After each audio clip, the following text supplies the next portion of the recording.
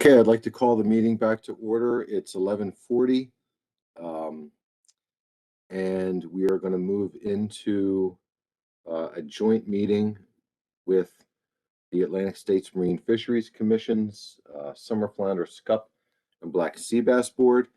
I'll be joined as co-chair with Chairman Nowalski, Adam Nowalski from New Jersey, who will be helping me navigate through the decisions that we need to make regarding council and board actions on 2022 and 2023 specifications. I will say before we get started that I welcome all of you here. And if you hadn't heard, Dr. Moore sent out a notice the other day, but Kylie Dancy, who heads up our summer flounder work, just had a baby. And it's a beautiful little baby girl. Everyone's healthy and happy. She had a baby, I guess it was just a few days ago. And so today, Carson, with the council staff, is going to provide us with a presentation on summer flounder 2022 and 2023 specs. And as we have in the past, I think a lot of you were probably on the call with the Bluefish Board. We will be considering like actions for setting those specifications for the next couple years. So with that, we're gonna hear a couple different presentations. Let me ask Chairman Nowalski. Adam, do you have anything you want to add prior to moving into the presentations at this time? Thank you very much. I'll just clarify that after the way the meeting was run last week, where that was termed a concurrent meeting, we are back to meeting jointly. So as you referenced, all motions needed outside of the FMP review portion, which will be board only at the end of the meetings, those motions will need like motions as you referenced, and those motions can come from either the board or the council first. Thanks. All right. Yeah, thanks, Adam, for that clarification. Yeah, that meeting last week was kind of a one-off, based on the policy board's decision to remand those discussions on black sea bass back to the board. So we'll be handling the specifications as we have in the past. So I appreciate you bringing that up, Adam, just for everyone's clarification. Carson, thanks for stepping in for Kylie. And it's good to hear from you. And yeah, if you're ready to start your presentation, I can turn the floor over to you. That sounds good. Thank you, Mr. Chair. Can you hear me okay? Yeah, I can hear you great. Okay, so as Mike mentioned, I'm stepping in for Kylie Dancy, who is the lead on summer flounder. And we're setting specifications for 2022 and 2023 for the species. So just an overview of this presentation and the council and board objectives today. We're going to review the results of the 2021 management track assessment. We're also going to look at recent fishery performance, as well as review the advisory panel fishery performance report. Then we'll look at the SSC recommendations, and I'll pass that off to Dr. Rago. And after that, we'll go over monitoring committee recommendations. And the council and board objectives today are to adopt measures for 2022 and 2023 ACLs, ACTs, commercial quotas, and RHLs, and also to review commercial measures and recommend any changes for 2022 if warranted. So according to the 2021 management track stock assessment for summer flounder, this was updated with data through 2019, and a copy of the assessment is included in the briefing materials. The previous assessment included data through 2017, so this added 2 additional years of data for summer flounder. And this assessment showed that summer flounder the stock was not overfished, and overfishing was not occurring in 2019. And then spawning stock biomass was estimated at 86% of the spawning stock biomass target.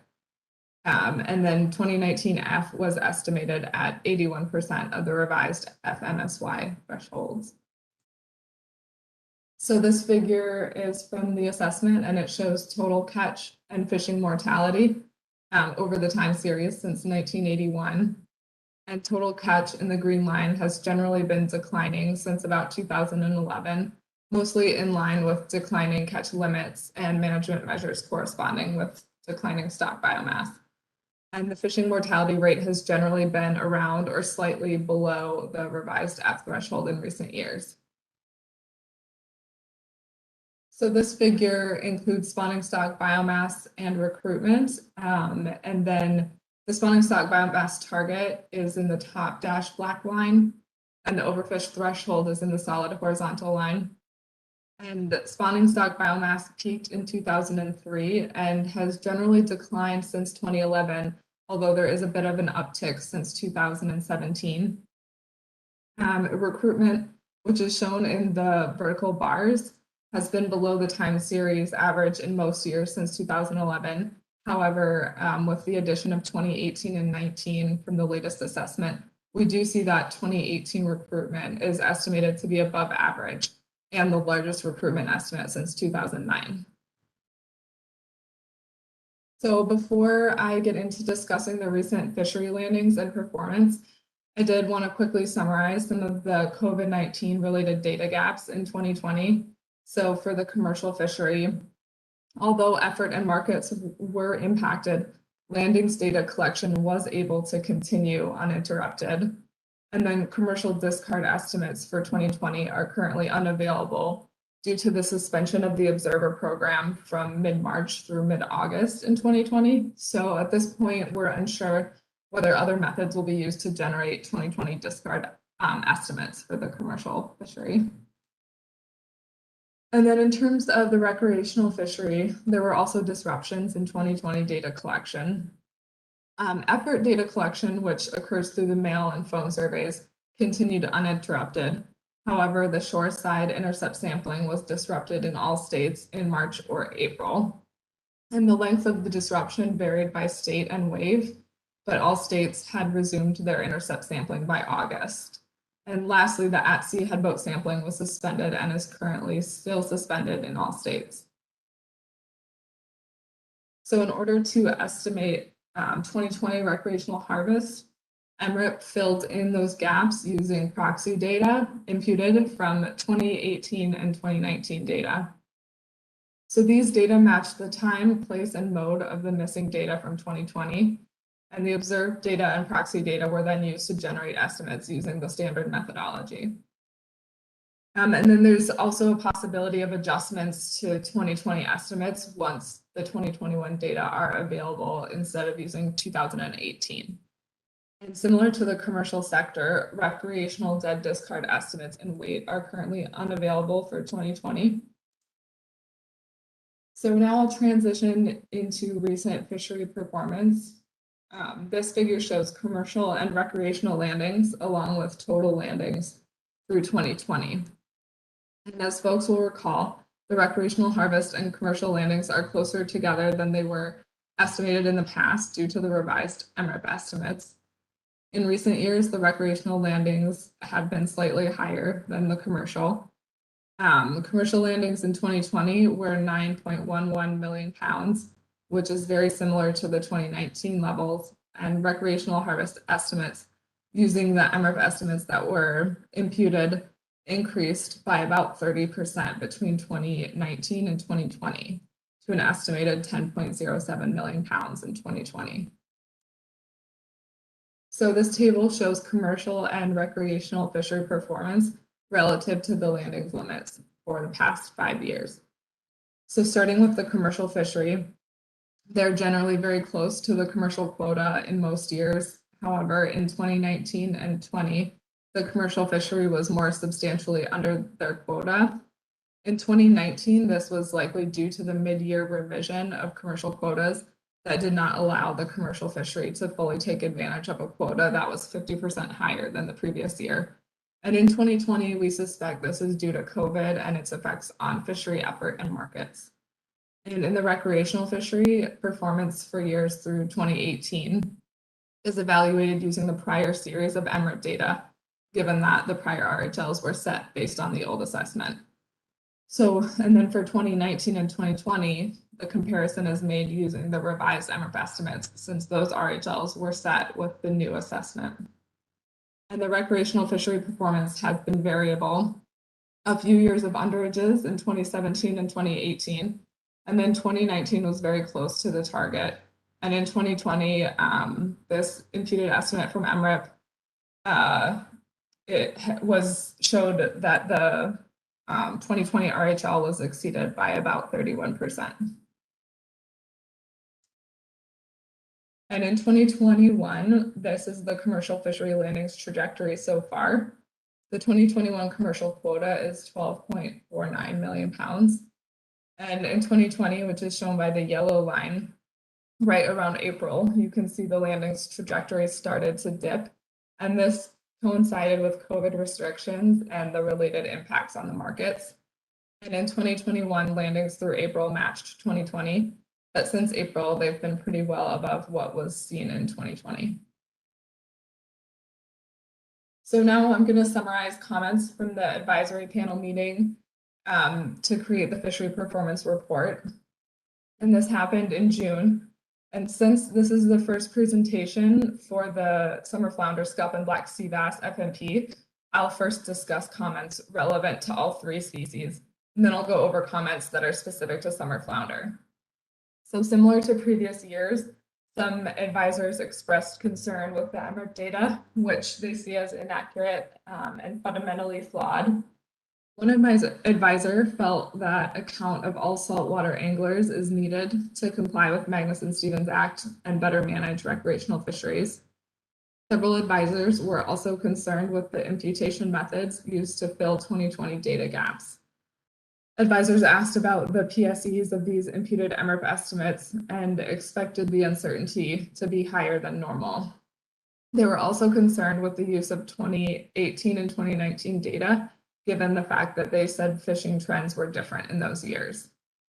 Multiple advisors agreed that the COVID-19 pandemic had major impacts on commercial and recreational fishing effort in 2020. And advisors generally agreed that the pandemic had negative impacts on commercial markets and prices. One advisor also recommended further research into a common commercial minimum mesh size for all three species. One advisor said that since additional restrictions have been put on the menhaden fishery, there are more sharks inshore due to an overabundance of menhaden, and believed that the increased abundance of sharks may be impacting other species, for example, by chasing bluefish and striped bass offshore. He questioned what additional impacts sharks are having on managed species such as black sea bass and summer flounder. He also noted that while the council is attempting to focus more on ecosystem-based management approaches, predator-prey dynamics are not properly factored into current catch estimate data. And one advisor said the council and board need to address chemicals in the water, such as surfactants, that may negatively impact fish populations. And then we also received some AP feedback via email from people who were unable to attend the meeting. And email comments related to all three species included that there needs to be more research on the fertilizers and pesticides in the water.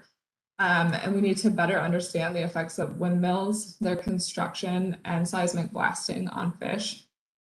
And one advisor said that due to COVID-19, the 2020 data should be eliminated from evaluation methods entirely. And then these are summer flounder specific comments from advisors. Several advisors agreed that COVID-19 had major impacts on commercial and recreational summer flounder fisheries in 2020. And a few said that commercial effort was notably down as lower market prices did not justify fuel and other trip costs. Restaurant closures had a big impact on markets and prices for summer flounder. Some commercial vessels did not fish for most or all of the year, including one advisor who said that although he holds a commercial permit, he did not fish commercially due to low prices. Then two advisors noted that they have heard that finding reliable crew labor has been difficult recently. And one advisor noted that the commercial size limit has increased the size of landed fish to the point where the market for smaller fish has been lost to imports. He indicated that the market is not as good for larger fish as the fillets are too big for single servings, and supported lowering the summer flounder minimum size below 14 inches to allow targeting of smaller fish. Advisors provided mixed comments on recreational effort and catch in 2020. One advisor said all marinas he talked to had seen reduced participation in recreational fisheries, yet the MRIP data showed an increase in catch. He felt that these data did not match with reality. And another advisor said the charter industry in Virginia was shut down for a good part of the season. And while he's heard managers say private boat fishery effort was up in 2020, he did not see that in his observations. And another advisor noted that overall recreational effort for all species seemed to be higher than normal in 2020.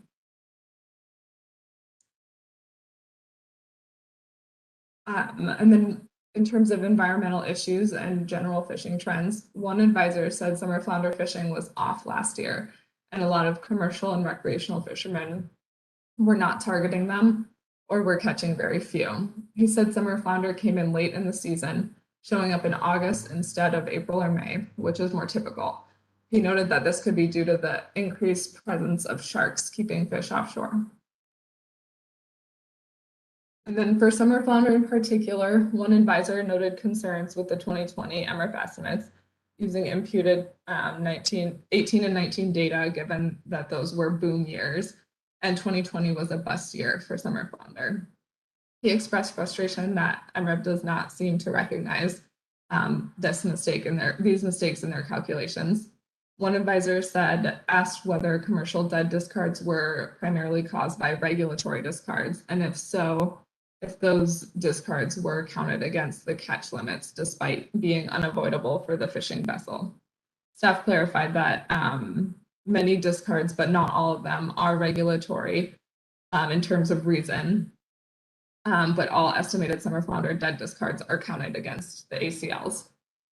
And then this advisor also expressed frustration that managers have not seriously considered a proposal for a recreational total length limit for summer flounder with mandatory retention of all fish caught until the length limit is reached. And one advisor noted via email that there's virtually no availability of summer flounder in the recreational inshore fishery anymore in Massachusetts. Another advisor believes the commercial minimum size should be lowered to 13 inches in order to turn discards into landings, stating that he understood the concerns about smaller fish not having reached maturity, but discarded fish are not spawning. And finally, there was a comment requesting changes to the summer flounder small mesh exemption program. And I'll cover that later on in the presentation when we discuss the monitoring committee comments on commercial measures. So with that, I'll turn this over to Paul Rago, and he'll go over the SSC recommendations. Okay, thank you, Carson. Thank you for a nice introduction and a lot of the underlying data. It's very, very helpful, very useful. I just wanted to comment, this was received as a level 1 management track assessment. That is one that does not receive prior review before coming to the SSC, but summer flounder is basically the flagship stock assessment in the Mid-Atlantic and probably in the Northeast in terms of the comprehensiveness of the data and the overall synthesis in the model. There were a number of fishery independent surveys conducted in 2020. Most of those showed reductions in mean lengths and average weights, and they were also low. But overall, as Carson said, there really was no evidence of overfishing, and the stock is not an overfished state. In contrast to bluefish, when the MRIP estimates were added to the model, the revised MRIP estimates, did not result in any kind of problems. In fact, it actually improved the retrospective pattern in the resource, so that there was less uncertainty in terms of the overall patterns as a result of that update of information. One of the consequences of about the last 20 years of good management is that there's been a broad expansion of the age classes for both males and females in the population. Now, this increased proportion of males in the population, it sort of reduces the support for a previous hypothesis that fishing mortality rates were higher on, or excuse me, natural mortality rates are higher on males. So what that is saying is that the reduction in overall fishing mortality has resulted in sort of a better understanding of the underlying true stock dynamics. One of the comments that the SSC had, and it applies across a number of species, is that in recent years there has been some reduction in monitoring of commercial catches by port agents. These samples are really extraordinarily important in terms of doing a proper stock assessment and underlying and helping to improve our understanding of some of the factors such as sex-specific differences associated with natural mortality. So there were some concerns along those lines. Next slide, please.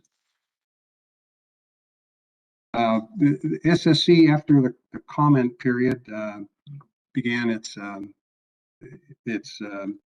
terms of reference discussion, and in that, we continue to use the recommended F35% of 0.42.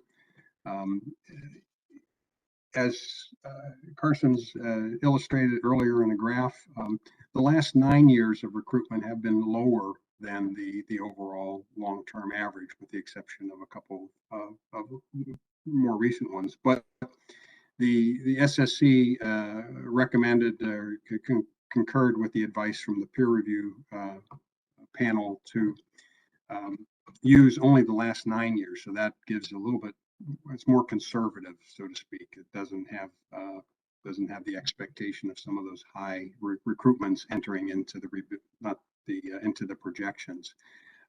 We continue to use a 60% OFL CV. There's a number of tables in the SSC report that go through that list of factors. And there are sort of 9 categories of uncertainty that are addressed specifically as part of that. Just at this point, I would just, in light of the earlier discussions with bluefish, just remind everyone that these are aspects of scientific uncertainty, not management uncertainty. There's an explicit consideration of not double counting, so we try to partition it as best as possible.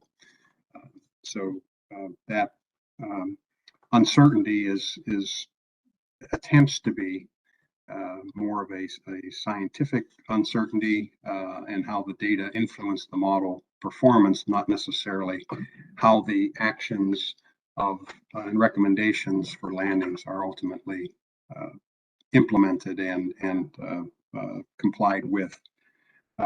In terms of sources of uncertainty, that's the next slide, please. One of our terms of reference is to characterize these sources of uncertainty, and there, as I mentioned earlier, updating information with respect to sex-specific age structure and apparent differences will be an important aspect of the model going forward.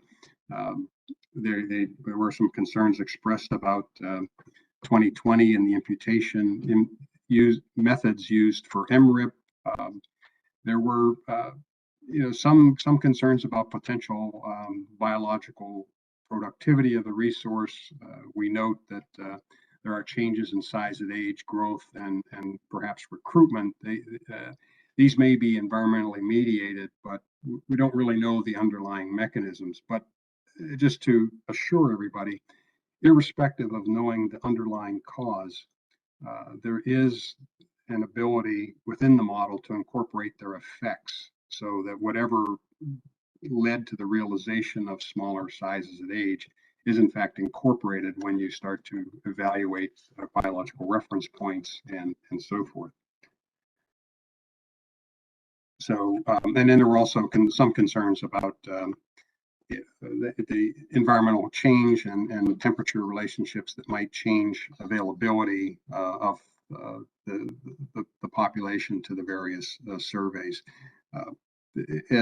As you all know, summer flounder have a multitude of surveys that monitor both inshore abundance as well as offshore. So unlike bluefish, it does have an enormous wealth of information. Next slide, please.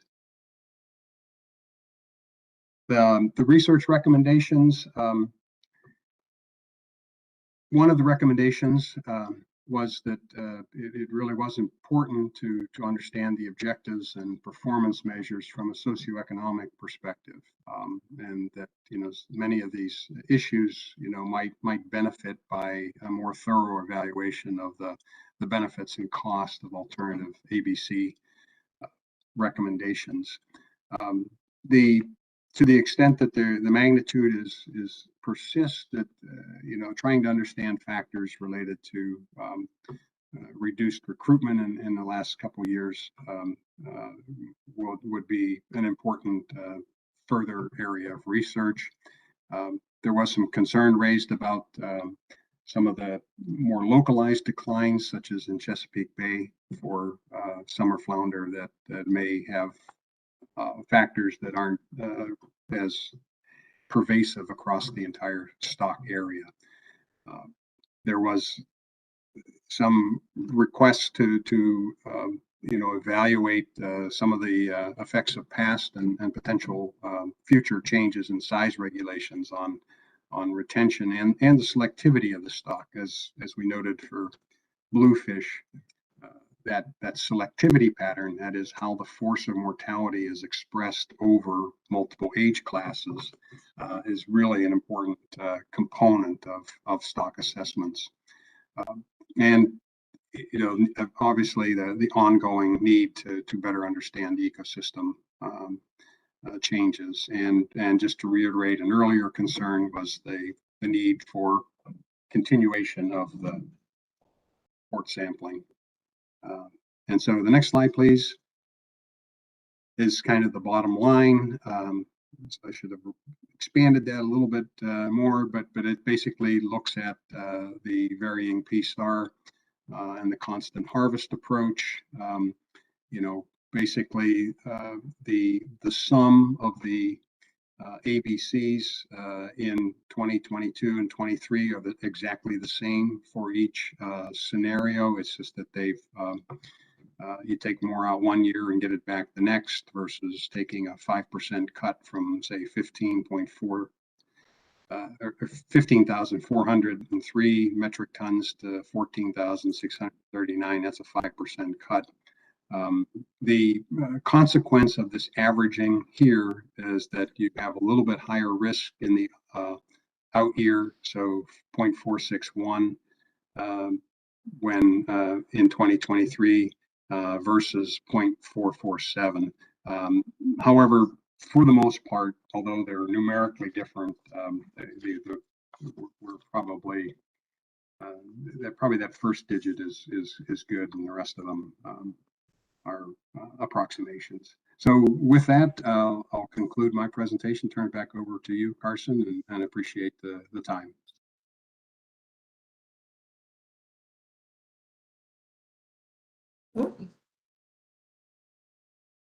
Okay. Yeah, thanks, Paul. Carson, if you're ready to conclude your part of the presentation, go right ahead. Okay, great. So before I get into the specifics for recommendations for the next 2 years based on that SSC recommendation, I wanted to note that final action is expected in December on the FMP amendment, in consideration that may change commercial and recreational allocations going forward. So if the allocations are modified for summer flounder, changes would be expected to be implemented in 2023.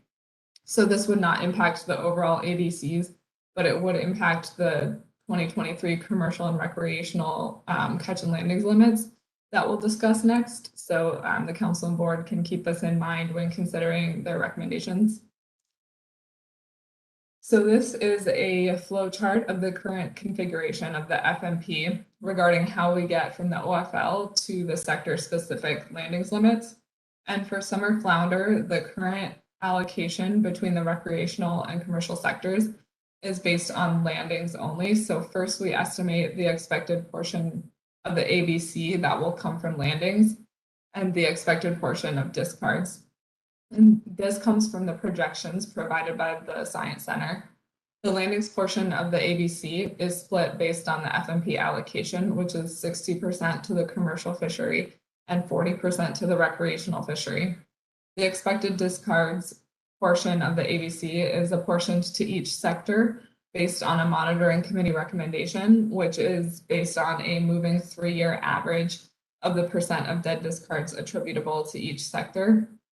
And the sector-specific landings and discards portions are then added back together to arrive at the commercial and recreational ACLs.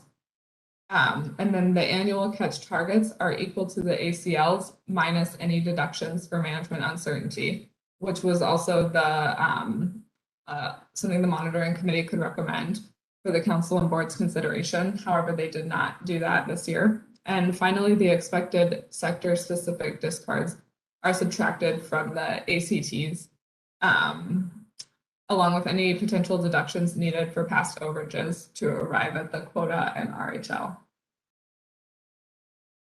And the monitoring committee recommended no deduction from the commercial or recreational ACL to account for management uncertainty in 2022 and 23. For the commercial fishery, landings are generally well controlled, and there's in-season closure authority. And there were underages in 2019 and 2020. And on the recreational side, recreational performance is more variable. Harvest was right on target in 2019, but estimated to be over in 2020. So in addition to any adjustment to measures that are needed from year to year, accountability measures in the recreational fishery are evaluated based on a 3-year moving average of dead catch to the average ACL of those 3 years. So AMs have not been triggered in recent years for summer flounder. It's unclear at this time how AMs for this year will be evaluated using 2018 through 2020 data, given that we don't currently have dead discard estimates in weight for 2020. 2022 recreational measures for summer flounder will be discussed later this fall, and we'll consider preliminary data and projections for 2021 in comparison to the 2022 harvest limit that's adopted today. So it's not clear yet what measures will be needed for 22. And then the council and board are currently considering many changes to recreational management through the Recreational Reform Initiative that could better address recreational management uncertainty. So all of that was discussed at the monitoring committee meeting. And then this is a table, which is a condensed version of what's in the monitoring committee meeting summary, showing their recommendations for limits, including the resulting commercial quotas and RHLs under both the varying ABC approach and the constant ABC approach from the SSC. And then current 2021 limits are also in the left-hand column for comparison. So the monitoring committee recommended adopting the constant approach over the varying approach for greater simplicity and stability, although they did acknowledge what was just previously noted regarding the commercial recreational allocation amendment, and that if changes are made through that action, we would expect changes even under the constant approach. And then under the varying approach, the commercial quotas would go from 15.89 million pounds in 2022 to 15.17 million pounds in 23. And under the constant approach, it would be 15.53 million pounds in each year. So compared to this year, there would be an increase and then a little decrease in 23. And then the RHLs under the varying approach would go from 10.59 million pounds to 10.12 million pounds over the 2 years, while the constant approach would have a 10.36 million pound limit under these recommendations. So this would be about a 27% increase in these limits from the current 2021 limits to 22 under the varying approach, followed by a decrease in 23, and about a 22% increase from 2021 if applying the constant approach. And then the monitoring committee also discussed commercial measures for the summer flounder fishery, and they recommended no changes to the current commercial minimum fish size of 14 or the seasonal possession limits triggering the minimum mesh size requirements. And the monitoring committee also recommended no changes to the minimum mesh size and mesh size exemption programs for 2022. But they did have some comments and discussion on these that I will cover in the next few slides. So the monitoring committee and council and board have discussed the mesh size and exemption regulations in the past recent years for all 3 species. And the monitoring committee has previously identified additional analysis and industry input that's needed on several of these issues. And the council and board have had to identify this as a slightly lower priority given other ongoing actions. So we were unable to make progress on these evaluations in 2021 due to other priorities. So with multiple FMP amendments and recreational reform still ongoing, we expect to be in a similar situation in 2022. So because of this, staff suggest consideration of seeking a contractor to do additional policy analysis of summer flounder, scup, and black sea bass mesh regulations and potentially other commercial measures in 2022. So along with the minimum mesh size requirements for summer flounder, there are 2 exemption programs to consider. The first of which is the small mesh exemption program. This program allows authorized vessels using small mesh to land more than 200 pounds of summer flounder when fishing east of longitude 7230 from November through April. The exemption is designed to allow vessels to retain some bycatch of summer flounder while operating in other small mesh fisheries. And so in conjunction with our June advisory panel meeting, one advisor sent an email requesting modifications to the small mesh exemption area. And this advisor requested a complete removal of this exemption line, and that vessels be allowed to possess up to 1,000 pounds of summer flounder when fishing with small mesh, regardless of fishing area. So staff and the monitoring committee noted that this modification would essentially remove the small mesh exemption program, as well as modify the seasonal possession limits, triggering the minimum mesh size requirement. These limits are currently 200 pounds from November through April and 100 pounds from May through October. So in order to meet this request, those regulations would need to be modified. And then this advisor also requested that directed trips landing over 1,000 pounds be subject to a 5-inch minimum mesh size instead of the current 5.5-inch diamond or 6-inch square.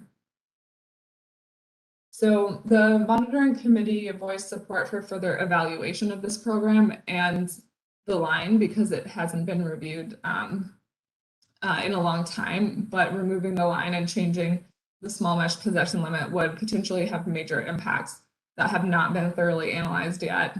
And this would need a more in-depth evaluation. So because of this, the monitoring committee recommended no changes in 2022, but once again, supported analyzing this program moving forward. So the next exemption to the minimum mesh size requirement is the Flynet exemption. So vessels fishing with 2-seam otter trawl nets are exempt from the minimum mesh size requirements. Part of the regulatory language is on the screen, but 2-seam nets start with large mesh in the wings that progressively decrease throughout the net. And for summer flounder, we typically look at the North Carolina Flynet fishery data, as the understanding is that North Carolina is the only state at present that has a Flynet fishery And information from North Carolina DMF staff indicates that summer flounder have not been landed in the Flynet fishery in North Carolina for several years. And there has been a general decrease in Flynet landings overall in recent years. And the monitoring committee has identified no concerns about this exemption in North Carolina. However, as we discussed last year, one New Jersey fisherman has commented that this exemption is being used more frequently than indicated by the monitoring committee analysis, and that many New Jersey vessels have been using this exemption to increase their flexibility to retain summer flounder. He said that these vessels are using high-rise nets that fall under the Flynet definition, and as a result are able to retain more than 200 pounds of summer flounder during the November 1 to April 30 period without switching to summer flounder mesh sizes. The monitoring committee discussed this last year and received insight that very few, if any, fishermen in the offshore mixed winter trawl fishery are using two-seam nets. And the monitoring committee indicated that this could represent a possible compliance or enforcement issue if vessels are using this exemption but don't actually meet the regulatory definition of a fly net. So similar to the other commercial measures, this has not been further evaluated, so the monitoring committee recommended no changes for 2022, and the monitoring committee continues to support further analysis of this to better understand the use and configuration of Flynet and high-rise nets as related to the exemption, including seeking input from gear experts, industry, and enforcement. So we held another advisory panel meeting after the SSC and monitoring committee meetings, and this was the newly appointed advisory panel. So a little bit of a different group than the June fishery performance report meeting. And 4 advisors at this meeting supported the varied ABC approach, while 1 recommended the constant approach. 1 advisor voiced concern over the monitoring committee recommending a constant approach for the purposes of market stability when that may not be achieved. And 1 advisor agreed with the monitoring committee recommendation of the constant approach because he believed that stability would be beneficial for the price of summer flounder, especially since the market is currently fragile and recovering from COVID related impacts. And then 1 AP member voiced concern over the 31% RHL overage, although they were also skeptical of the 2020 imputed MRIP estimates. And he said that the monitoring committee identifies areas of management uncertainty in the recreational sector, but does not apply a buffer to the ACL. And 1 advisor asked whether we could analyze the impacts of overages or underages in both sectors on spawning stock biomass over time. And then a couple of advisors said that they have seen fewer summer flounder over the past 3 years, and fishing has been slow this year.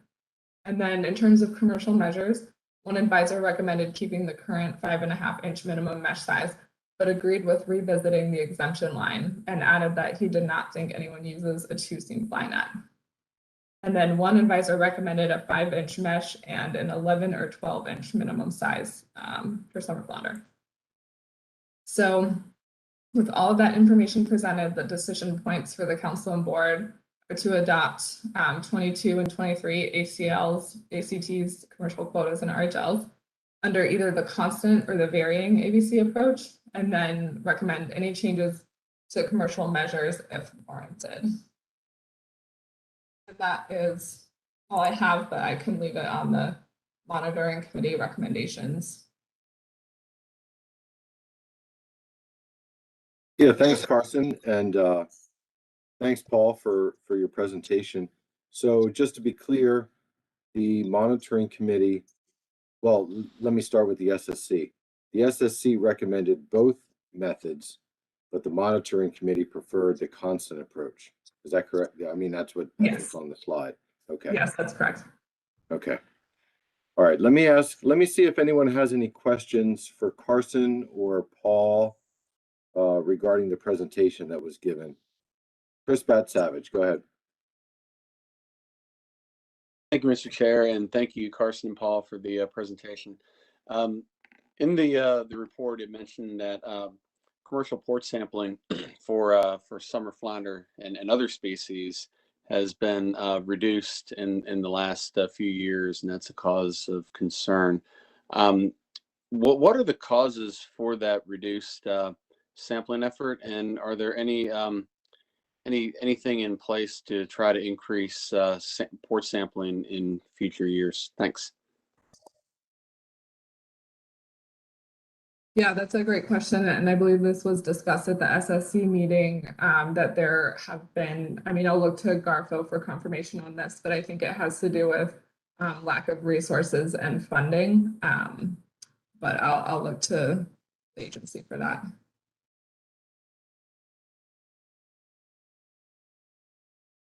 Yeah, thanks, Carson.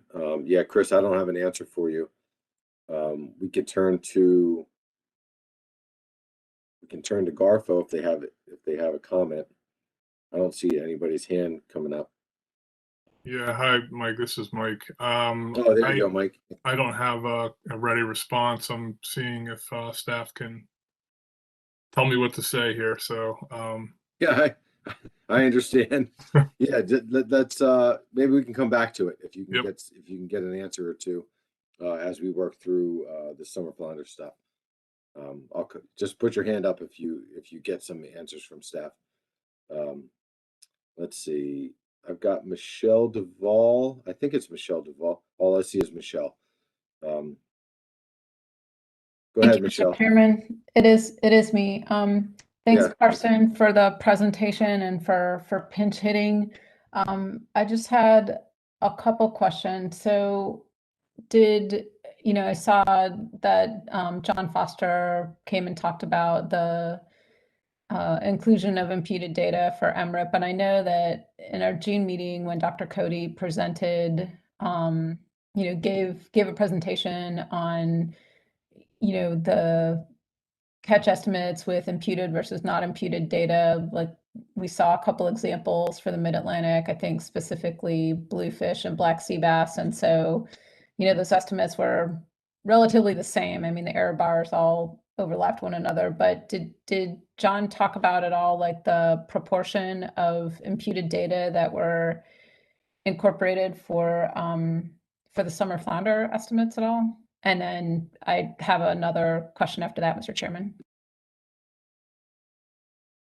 Yeah, so I would have to go back and look at the exact percentage that was imputed for summer flounder kind of overall, because it definitely varied by wave.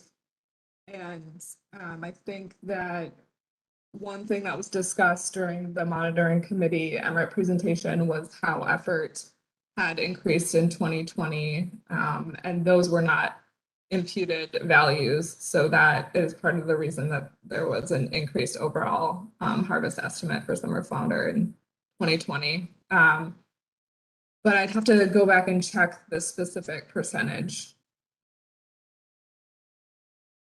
Thanks, Carson. And then just my second question was, so, similar to the question that I asked with respect to bluefish and management uncertainty. So it sounds like, the monitoring committee was recommending, no adjustments with respect to management uncertainty, because of this combination of imputed MRIP data, the continuing discussions with respect to, addressing commercial recreational allocations, and, the rec reform issue. And so, did the monitoring committee have any discussion about, similar to the bluefish monitoring committee about, undertaking sort of a more structured approach to try to examine management uncertainty? And, I guess I just want to be clear when, I view management uncertainty as, something that affects both sectors. There's uncertainty for both sectors. It varies a bit depending on whether we're talking about landings or discards, but, I think management uncertainty is, the council's, the way that we have to, express to the public, the confidence that we have with respect to management measures, you know, performing as we expect them to. But so Carson, I was just curious if the monitoring committee, you know, had any similar thoughts on sort of a more structured approach to trying to evaluate management uncertainty. Thanks. Yeah, that's a great question. That is something that the monitoring committee has discussed and said that they wanted to come up with in the past, because I was reading through monitoring committee summaries from past years recently, but it didn't come up this specific year. And I think one thing that the monitoring committee has brought up the past 3 years at least is you know, wanting to have a resolution from the council and board on the commercial and recreational allocation amendment, and then discussing the potential for kind of improving our uncertainties through better estimating of discards. I think specifically more with black sea bass on that one, and also through the various aspects of the recreational reform initiative. So those are the ways that addressing it has really come up, but yeah, not specific. I think they would definitely be in favor, not to speak for the monitoring committee, but they do like to have a quantified way to come up with something like that. Thanks, Carson. Appreciate it. Yeah, thanks for that back and forth. I'm going to go next to Dan Farnham. Go ahead, Dan. Yep, thank you, Mr. Chairman. I have one question and then possibly a comment. Carson, can we bring up this at the table with the commercial landings, specifically 2019 landings? At one point, I'll wait for you to get there. So in 2019, I believe you said that the commercial sector was 17% below the quota, but did you say because of the mid-season quota adjustment and the states didn't react quick enough? Is that what I heard? Yeah, so I believe that in 2019, there was an increase in the quota partway through the year. And so that jump was not able to be harvested as quickly, is my understanding. Yep, okay, very good. Thanks for that. I just wanted to follow up on something along the same lines that Michelle was just on about management uncertainty. You know, it seems to me, I still read about, or I hear about MRIP, not a confidence in MRIP, but still concerns about MRIP data. We see a declining, biomass since 2003 in this fishery. We see overages in the recreational end of it in 2020. And part of the answer all the time about lack of management uncertainty deductions is the thought that we're going to cure this with the recreational commercial reallocation or the recreational reform initiative. It just seems to me that we're kicking this can down the road, and I just have concerns about no deduction for management uncertainty. Thank you. Yeah, Dan, thanks for that comment. I appreciate it. We've heard similar comments over the years regarding management uncertainty, and thanks for your thoughts. Before I go to the public, so I don't have any more hands at this time raised. I'd like to get a motion. So in my notes here, there are two different ways we can go. There's the varying ABC approach and the constant ABC approach. The constant ABC approach is what staff and the monitoring committee preferred. Carson, do you have a motion prepared? Or like two different motions prepared? And we can see if anyone wants to make one of those motions. With all the numbers and everything, I feel like this is the most efficient way to work through this. So the constant ABC approach is what's being recommended by the monitoring committee and staff.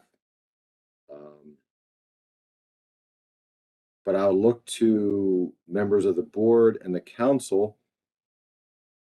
If anyone wants to make one of these motions, it would be a good starting point for us to focus on the issue.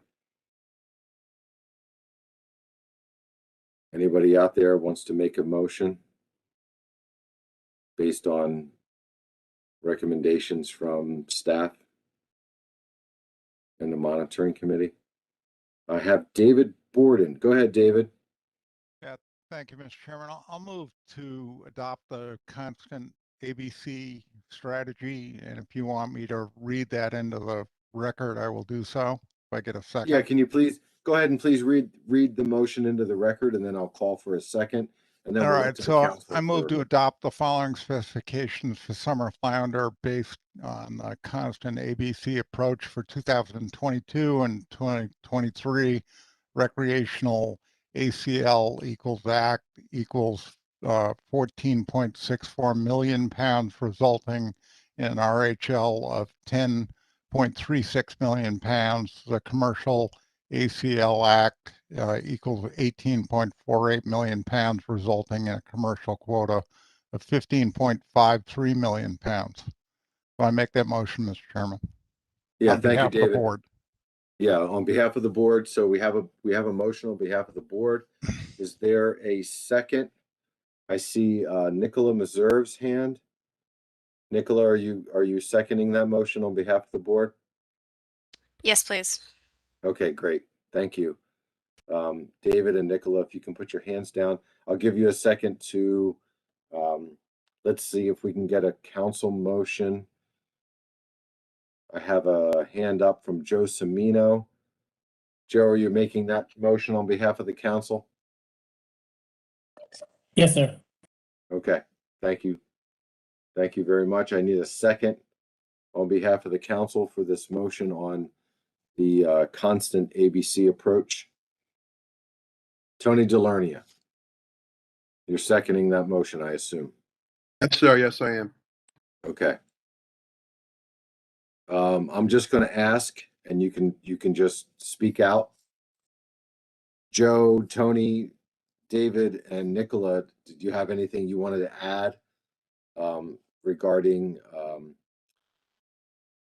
justification for, not justification, but just regarding the motion? Do you have anything you want to add to it? Yes, Mr. Chairman, I can just make a quick comment if that's all right. Yeah, go ahead, David. Yeah, please. So the reason I made the motion is I don't see a tremendous difference between these, and there's kind of a compelling logic that is embedded in the comments we've received from advisors that they want some stability. It will not only help the fisheries, but help the market. So I think it's desirable to do what is recommended. Oh, yeah. You can walk up there if you want. Mike, you're off mute. I'm sorry. Yeah, I'm sorry. One of my little guys came down and asked me a question. I'm sorry. I thought I was on mute. Go ahead, David. I'm sorry to cut you off. I'm finished, Mr. Chairman. Okay. Does anyone else have anything they want to offer? Either Tony, Nicola, or Joe? Mike, it's Tony. I'm going with the staff, their rationale, staff and monitoring committee's recommendations. That's why it was easy to make this motion. Thank you. Yeah, okay. I appreciate that. Yeah, thanks, Tony. All right, not seeing any hands from Nicola or Joe. I'm assuming that what comments have already been made conform to what it is you're thinking regarding this action. So is there anyone from the public that's on the webinar today or on the phone that would like to make a comment regarding the action suggested by the council and the board? James Fletcher. Go ahead, James. this system that we're going down, the advisors have made recommendations, and apparently no one is listening to the advisors. My question is, could the council request staff do a historic literature search of the summer flounder management, beginning with a study that was done in New Jersey prior to 1976, which recommended a 5-inch tail bag for flounders coming forward? If that were in effect, all of these numbers that we're using would be incorrect. So my question, and Dr. Moore is probably listening,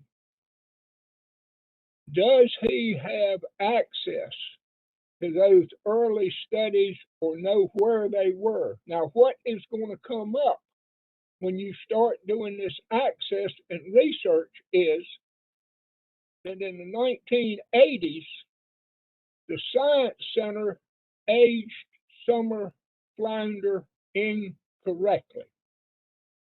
So my frustration is that we're using numbers and research that are incorrect, and I'll stop at that. These numbers do not make logical sense. Thank you. All right, thanks, James, for your comments. I don't know, Chris, do you have anything you want to reply to, or staff at all based on the comment? Thank you, Mr. Chair. And yeah, Jim, I am listening. Actually, there was a couple publications done that Mark Ducero did. Basically presented an overview of the science and management of summer flounder that goes back to probably, I can't remember if Mark's on the call, he could tell you, but starting in the 60s or maybe even earlier. So we can make those publications available to you, Jim, so you can take a look at them again. And certainly, if there's any questions after you take a look at those, we'd be glad to answer them.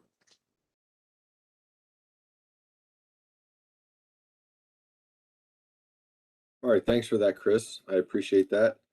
Yeah, and if there's something we can do to get the information out there for Jim to take a look at, that would be great. Anyone else from the public at this time?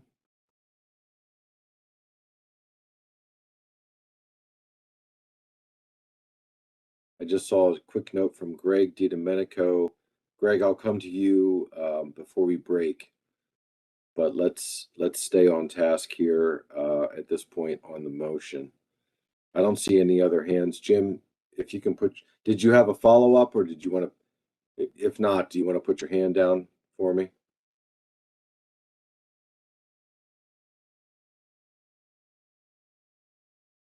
Okay, I don't see anybody else at this point.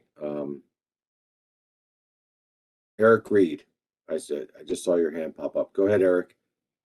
Yeah, thank you, Mr. Chairman. So if this motion should pass, are we going to revise this in October, November, or December? Is that the plan once we address uncertainty? I don't have a good answer for you, Eric. Let me see what staff have to say about this. Yeah, I'm not sure what is meant by uncertainty. I think it could be revised next year.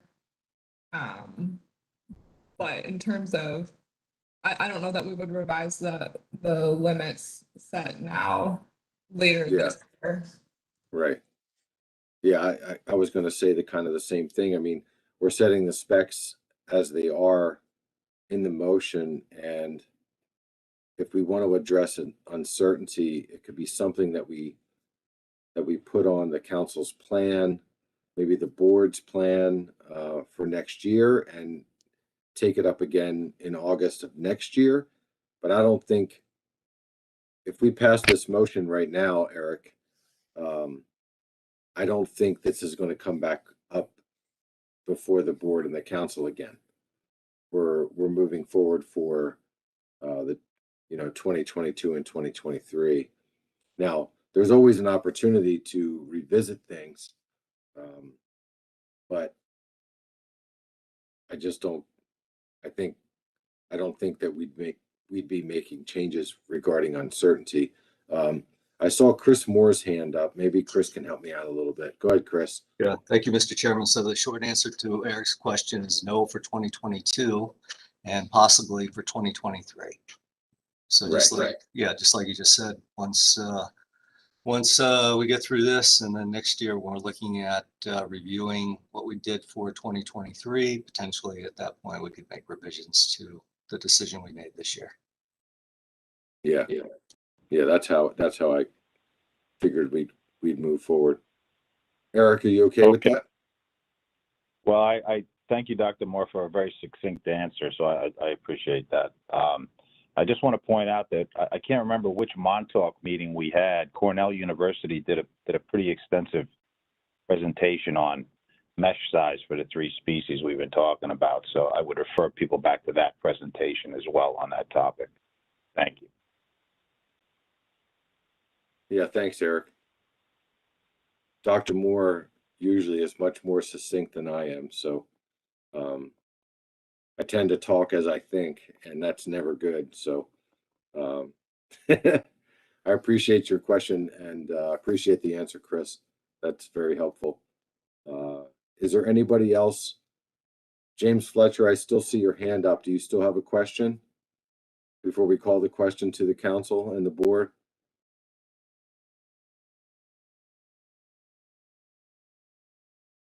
All right, hearing nothing. Let's go ahead and I think you guys are up first on this motion. So I was keeping track. We only had one other motion before this.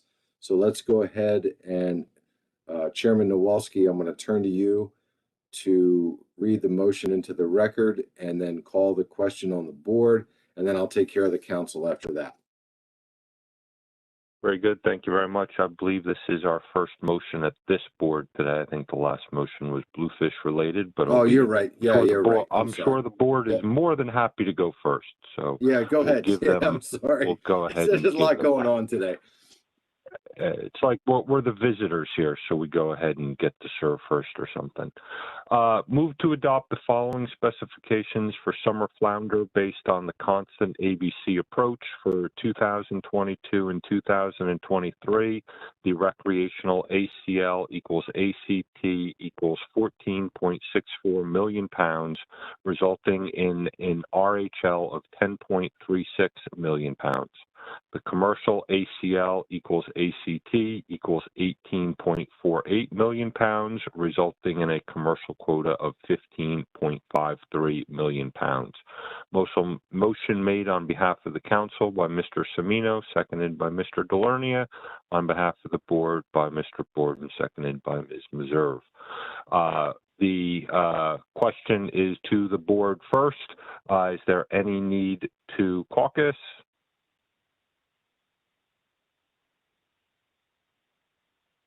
Not seeing any hands nor hearing anything, I'm going to go ahead and ask the board, is there any objection to this motion? And I'll ask for any abstentions afterwards. Is there any objection to the motion?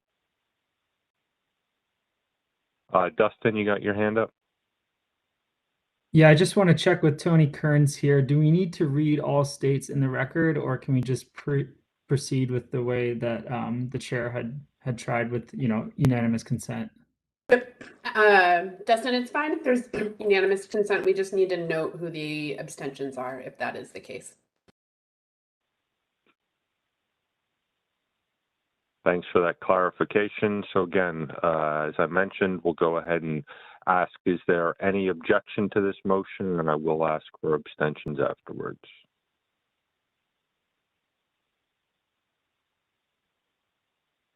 I am not seeing any hands nor hearing anything for an objection. Are there any abstentions on this motion?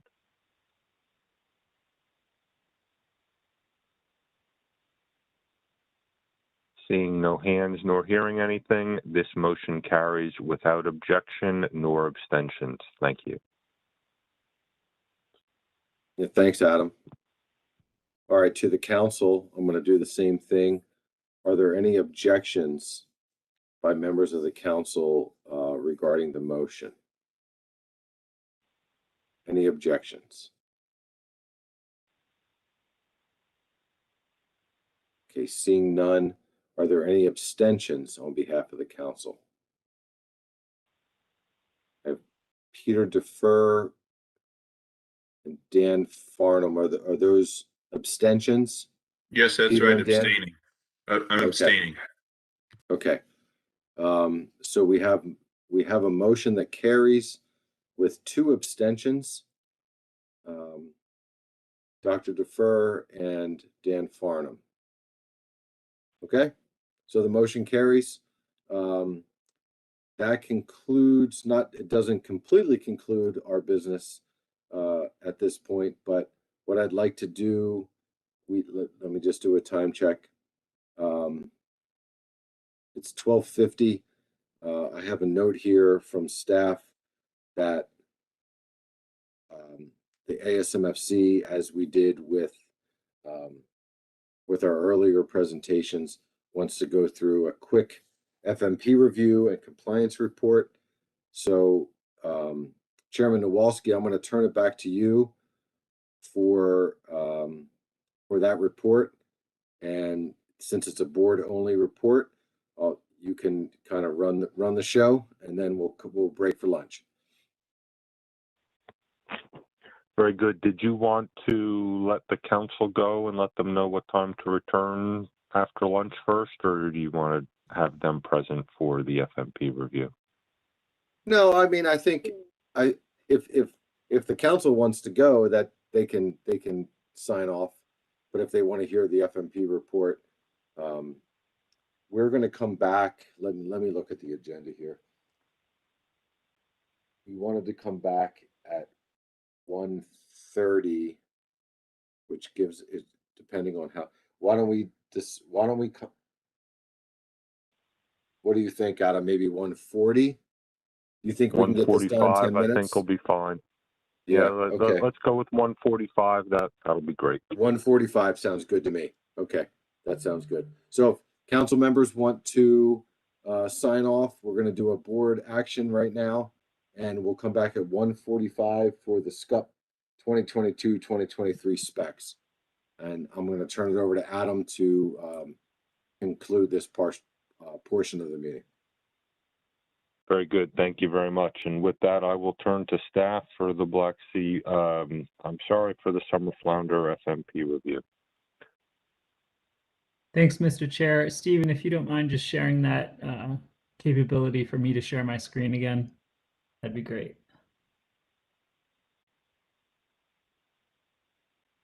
You should have it now. Perfect. I'm seeing that.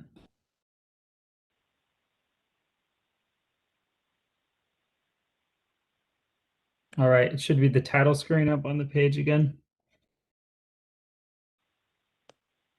Yep, looks good. Great. All right.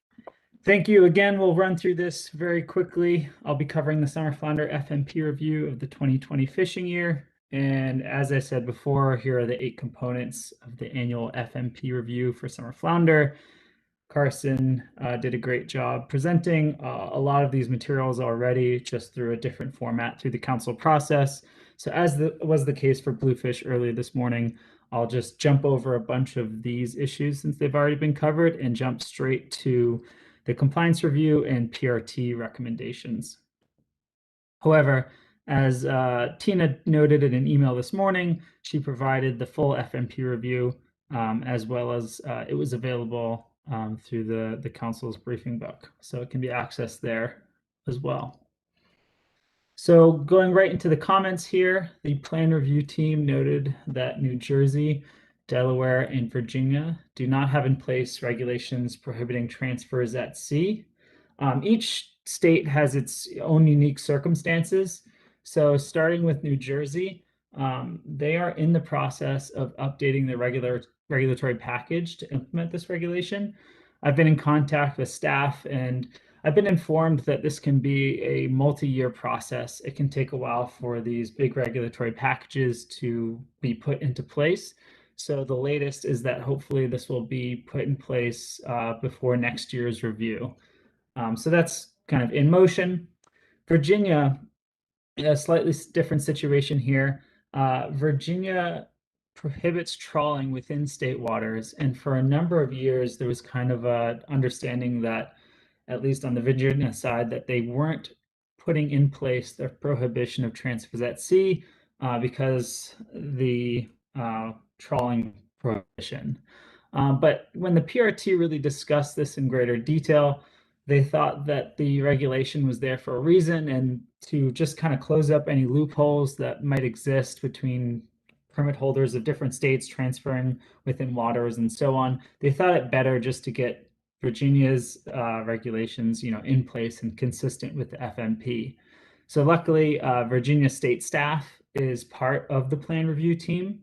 And so they indicated that this regulation will actually be implemented soon, and they shouldn't have any problem with getting that moving fairly quickly. And then lastly, Delaware also prohibits trawling within state waters, and Delaware maintains a commercial possession limit of 4 summer flounder. And on top of that, has a de minimis commercial fishery for a number of years now, with Delaware landings being less than 0.1% of coast-wide landings. So they didn't see this as a big issue, but the PRT thought that they should still at least flag it. However, definitely not a high priority concern considering Delaware's de minimis status.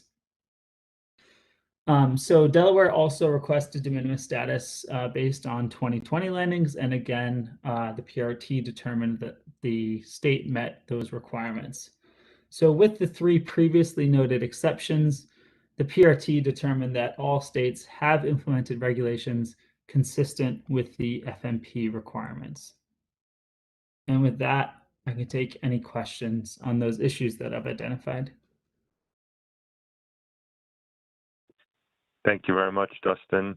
If there are any questions, please go ahead and raise your hand.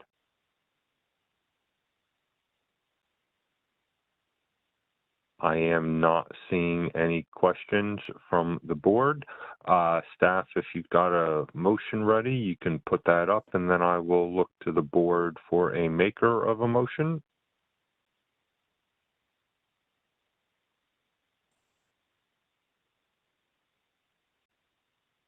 Okay, we've got a proposed motion by staff on the board. I will ask for a hand for someone who would like to make this motion or some other motion related to the business before us.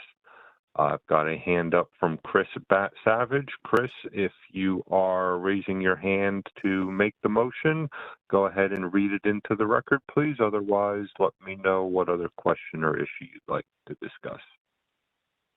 Thanks, Mr. Chair. Yes, I'd like to make the motion. Move to approve the Summer Flounder FMP review for the 2020 fishing year, state compliance reports, and de minimis requests from Delaware.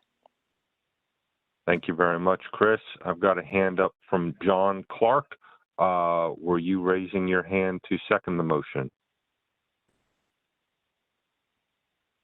Yes, I was, Mr. Chair.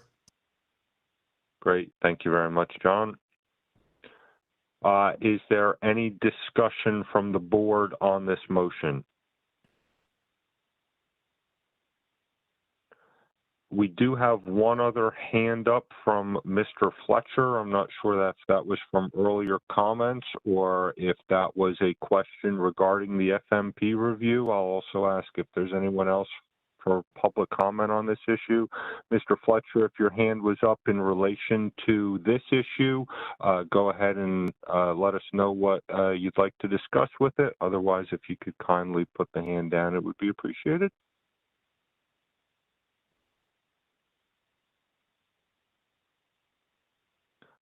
Okay, I'm not hearing anything, so we'll go ahead and do the vote on this. Is there any objection to this motion?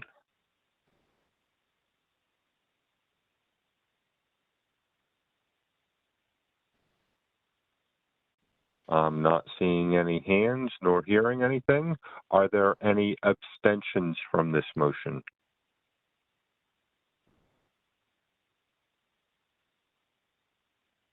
Again, no hands and nothing verbally. This motion carries the board by unanimous consent without objection and without abstention. Thank you very much. Staff, do we have anything else to come before us here before we break for lunch? No, that's it for me.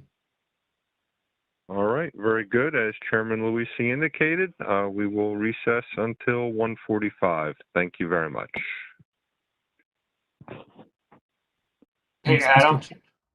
I think Greg DiDomenico was slated to speak next. He had a question that was going to be posed before we broke.